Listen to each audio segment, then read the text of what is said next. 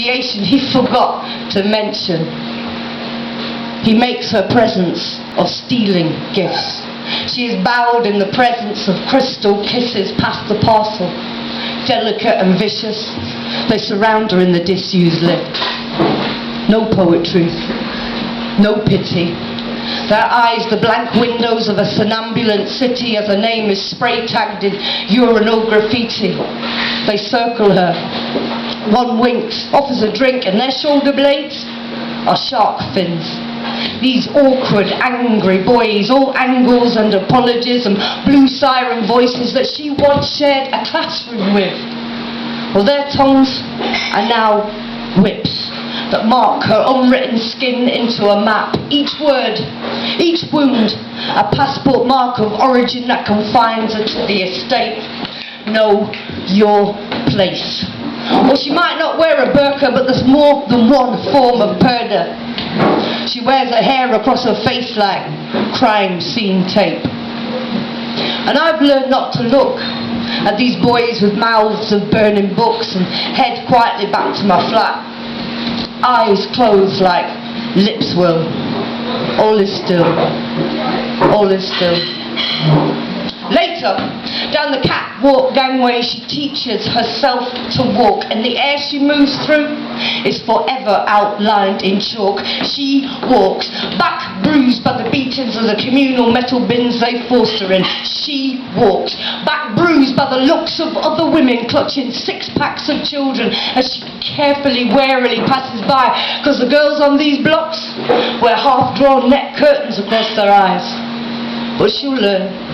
She'll learn like the rest to bury her breast in the shallow grave of her chest, because a lowered gaze round these ends offers way more protection than a Kevlar vest.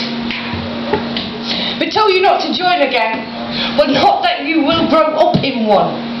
That these are your friends, these razor-mouthed men, that the same boys who once dealt Pokemon in the playground now shot in smack and snow, crack and blow, and on different street corners in the less curious parts of town, frightened and furious, kissing fists, boy soldier street existentialists, pressing stealing gifts onto well-dressed strangers with wet upper lips, the storm in the centre of each palm.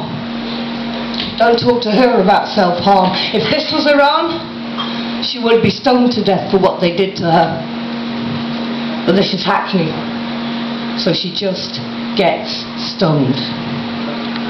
Those same boys who once played kiss chase now play kiss chase, and the moon hides its face in the branches of a tree.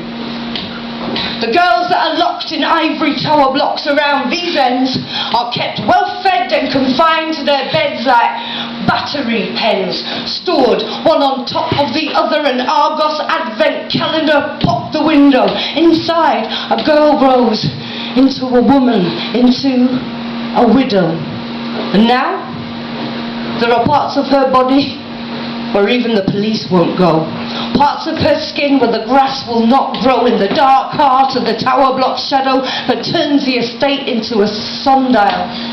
There are parts of her skin that are wastelands and war zones on which a small girl stands alone, wondering which may be the path that will lead her home, but sensing blood, pulls up a hood, sets off quietly into the woods, sprayed with their collective pheromones.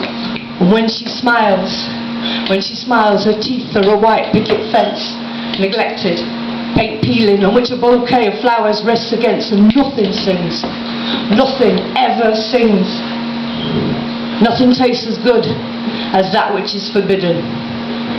Nothing's as public as that which must be hidden, as impossible, as irreverent as the possibility of forgiveness. So where the fuck are the flowers resting against railings for these young fallen women? Where are the t-shirts? Where are the TV appeals, the parliamentary petitions? There's just confinement to the tenement as though men are the victims, and the female form once again becomes a kind of prison. And meanwhile, gang gods battle gods in a raw estate on a styron. She is Cassandra, foreseeing her future, but fated never to be believed, especially by herself, who only knows what she thinks from following Facebook news feeds. And so the media call her the all-devouring mother.